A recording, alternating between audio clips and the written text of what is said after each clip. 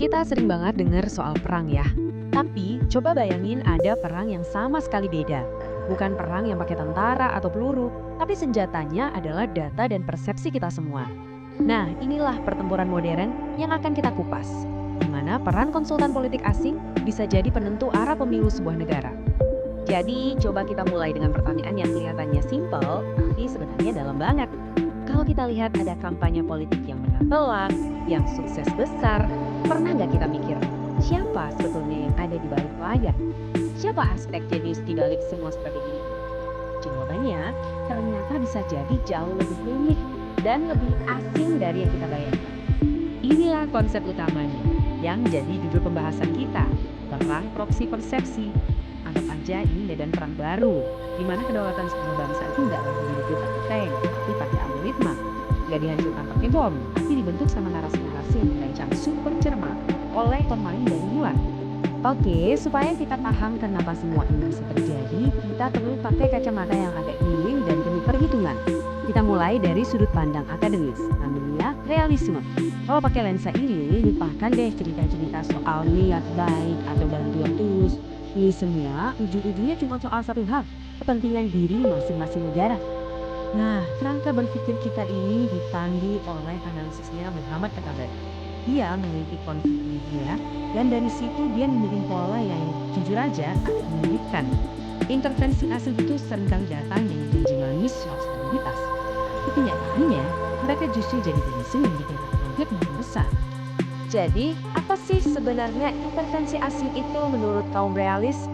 Gampangnya gini, itu adalah aksi yang selalu didasari oleh kepentingan pribadi. Bukan soal mau menolong dengan tulus, tapi ini adalah cara sebuah negara buat mencapai tujuan ekonomi, politik, atau geopolitik mereka sendiri di negara lain. Titik. Nah, di sini nih perbedaannya kelihatan jelas banget. Di permukaan, di media, intervensi asing itu selalu dibungkus dengan narasi yang mulia. Oh, ini bantuan kemanusiaan, atau kita mau menyebarkan demokrasi. Tapi kalau kita kupas pakai lensa realis tadi, motif di baliknya jauh lebih pragmatis, mengamankan kontrol atas sumber daya alam dan menang di panggung geopolitik global. Dan kutipan dari Etabet ini, wah ini kena banget. Di Libya, campur tangan asing dengan agenda terselubung itu nggak membawa damai sama sekali. Justru sebaliknya, malah menciptakan perpecahan, bikin kelompok-kelompok bersenjata makin kuat, dan akhirnya menghancurkan ekonomi negara itu. Sebuah pelajaran yang sangat-sangat mahal. Oke, dari teori akademis yang lumayan berat tadi, sekarang kita geser ke prakteknya di lapangan. Kalau intervensi bisa dilakukan tanpa militer, terus senjatanya apa dong? Nah, disinilah peran konsultan politik asing jadi sentral banget. Mereka ini ibarat senjata modern yang nggak kelihatan, alat untuk agresi terselubung. Coba deh, perhatiin nama-nama ini. Stanley Greenberg, seorang konsultan yang namanya sempat disebut-sebut dalam pemilu di Indonesia. Lihat daftar kliennya, Bill Clinton, Nelson Mandela, Tony Blair. Ini bukan lagi sekedar konsultan biasa kan? Mereka ini kelasnya udah kasih persepsi global. Mereka nggak jualan kebijakan, mereka jualan gimana? Jepang gini-gini. Inilah yang disebut sebagai agresi non-militer. Sebuah operasi yang gerakannya senyap, senjatanya bukan rudal atau tank, tapi data kependudukan, analisis sentimen di media sosial, dan kemampuan buat memainkan isu paling sensitif seperti SARA. Tujuannya, ya untuk memanipulasi emosi kita semua demi kepentingan politik mereka. Terus, gimana cara kerjanya agresi ini? Ya, lewat hal-hal yang mungkin udah akrab di telinga kita. Kampanye hitam, penyebaran hoaks yang masif, dan propaganda tanpa henti. Tujuannya ada dua. Pertama, bikin negara target jadi nggak stabil. Atau yang kedua, langsung memaksakan kemenangan buat kandidat yang bakal berpihak ke kepentingan mereka. Nah, sekarang kita sampai ke pertanyaan intinya. Kalau kemenangannya direkayasa, emang berapa sih harganya? Disinilah kita ketemu anomali yang menarik. Bantuan profesional ini ternyata berubah jadi sebuah transaksi, di mana masa depan sebuah bangsa jadi taruhannya. Prosesnya bisa kita pecah jadi 4 langkah. Ini semacam skema quid pro quo alias balas budi. Pertama, intervensi gak langsung lewat konsultan. Kedua, mereka memberdayakan satu kandidat lokal untuk menang pemilu. Ketiga, kandidat itu menang. Dan langkah keempat, inilah tujuan utamanya, penagihan utang budi. Bukan pakai uang, tapi lewat kebijakan dan kontrak-kontrak ekonomi yang menguntungkan si sponsor asing.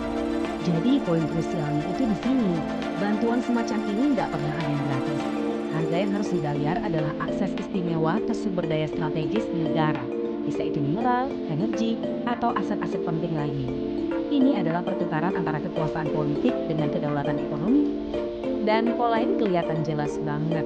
Kita balik lagi ke contoh Libya dari era tadi. Dukungan politik buat faksi tertentu itu jadi pintu masuk buat negara-negara asing menguasai cadangan minyak dan gas di sana. Caranya lewat negosiasi kontrak yang jelas-jelas berat sebelah. Pintu masuknya politik, tujuan ekonomi, selalu begitu. Jadi, apa dong kesimpulan dari semua ini? Ini adalah gambaran tentang kedaulatan yang lagi dikepung. Sebuah kondisi di mana arsitek dan proses demokrasi paling penting di sebuah negara, yaitu pemilu, ternyata malah datang dari luar perbatasan negaranya sendiri. Ingat kan tadi analisis Ekabet soal pemberdayaan faksi lokal? Ternyata tujuannya itu bukan biar faksi lokalnya jadi kuat, tapi justru buat menciptakan ketergantungan. Begitu seorang kandidat menerima bantuan ini, dia itu secara sadar atau nggak sadar udah menyerahkan sebagian kedaulatannya. Dia jadi proksi. Sejak saat itu setiap kebijakannya bakal dipertanyakan, ini buat rakyat atau buat bayar utang budi. Ini kesimpulan yang mungkin terdengar keras, tapi sangat logis. Kedaulatan itu kan intinya kemampuan sebuah bangsa buat menentukan nasibnya sendiri. Nah, kalau arsitek yang merancang siapa yang bakal jadi pemimpin kita justru datang dari pihak asing, maka secara fundamental, pertahanan kedaulatan kita sebenarnya ya menjebol. Semua ini akhirnya meninggalkan kita dengan satu pertanyaan penutup yang besar untuk direnungkan. Di era perang informasi global seperti sekarang, di mana data dan narasi bisa melintasi batas negara dalam hitungan detik, sebenarnya di mana sih garis batas kedaulatan sebuah negara itu berakhir? Dan yang lebih penting lagi, siapa yang seharusnya berdiri di garis itu untuk menjaganya?